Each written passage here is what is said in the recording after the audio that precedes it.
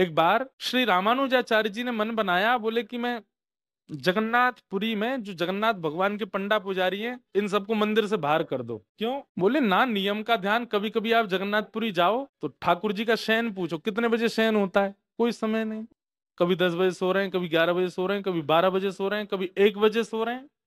और उठने का समय कभी 3 बजे उठ रहे हैं, कभी 4 बजे, 3-4 बजे उठ ही जाते हैं। सोते कितना है, 1-2 घंटा बस। तो श्री रामानुजाचार्य जी ने मन में विचार किया कि ये अच्छा नहीं, जगन्नाथ जी साक्षात परमात्मा, उनकी सेवा विधि से होनी चाहिए। और अपने 5,000 शिष्यों के साथ गए और जाकर के जगन्नाथ मंदिर के सारे पंडा पुजारी बाहर कर दिए। अब वो तो रामानुजाचार्य जी तो आचार्य हैं, उनको कौन रोके, और किवाड़ बंद कर दी बाहर से। और ठाकुर जी का पूरा नियम बना दिया, इतने बजे मंगला आरती होगी, इतने बजे मंगल भोग आएगा, इतने बजे श्रृंगार होगा, इतने बजे श्रृंगार आरती होगी, ठाकुर जी के ये मनोरथ होंगे, सब नियम बना के।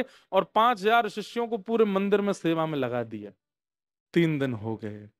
रामानुजाचार्य जी बड़े प्रसन्न, बोले अब अच्छा है, देखो कैसी विधि विधान से सेवा हो रही है। रामानुजाचार्य जी ने जाके ठाकुर जी से कहा, जय जय समानंद, अब आप प्रसन्न हैं?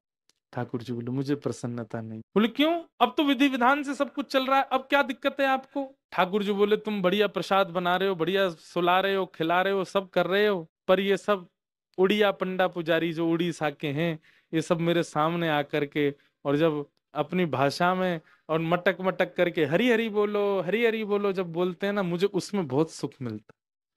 पूरे दिन की सेवा एक तरफ, केवल उनका वो हरी हरी बोलो और ऐसे मटक मटक के नृत्य करना मेरे आगे मुझे बहुत अच्छा लगता है। तो मैं उसी के लिए जगन्नाथपुरी में बैठा हूं। आपसे मेरी प्रार्थना है, आपको सेवा व्यवस्थित करनी है, सेवा अन्य बहुत मंदिर हैं भारत में, कहीं और चले जाइए, यहाँ मुझे उन्हीं का ही रहने दीजिए, जगन्नाथ भगवान। फिर कहते हैं रामानुजाचार्य जी फिर भी नहीं माने, नहीं आप भले ही परमात्मा हो, आचार्य की बात आपको माननी पड़ेगी, ऐसे ही बैठिए। और रामानुजाचार्य जी नहीं गए, सेवा में ही रहे। तो ठाकुर जी ने अर्धरात्रि में गरुण जी से कहा, बोले सुनो, इतने बड़े पर कर लो अपने कि सोते भये रामानुजाचार्य जी और इनके 5,000 से सबको अपने पीठ पे बिठा के सुला लो और दक्षिण में छोड़ आओ। और रात में रामानुजाचार्य जी सब शिष्यों के साथ सोए थे, गरुण जी गए, एक एक को जाके अपनी कमर पे बिठा, विशाल हो गए और सबको लेकर के उड़े और दक्षिण में त्रिचिरापल्ली श्रीरंगम, वहां जाकर के लैंड हो गए। सबको सोते हुए छोड़ के वापस आ गए जगन्नाथपुरी।